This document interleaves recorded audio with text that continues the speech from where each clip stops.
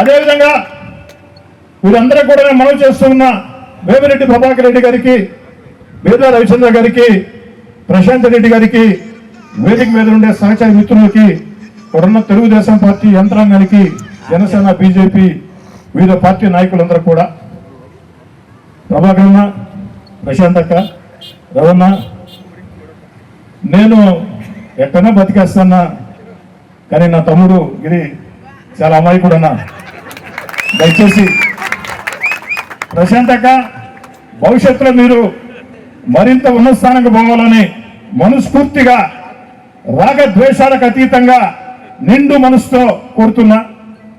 బీదా రవిచంద్ర గారు, విపిఆర్ అన్న, మీరు కూడా ఉన్నత శిఖరాలు చేరాలని కోరుకుంటున్నా. మీరు ఆ చేరే పరిణామ క్రమంలో అమాయకుడైన నా తమ్ముడు కోటమిరెడ్డి గిరిని కూడా ఒక చెయ్యేసి తీసుకుపోవాలని చెప్పాను.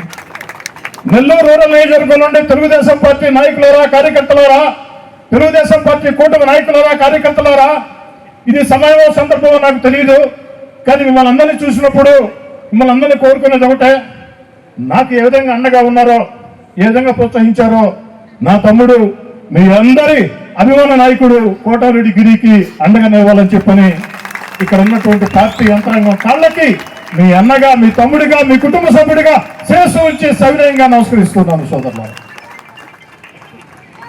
అమ్మా, నాకంటే కూడా నా తమ్ముడు కష్టజీవమ్మా.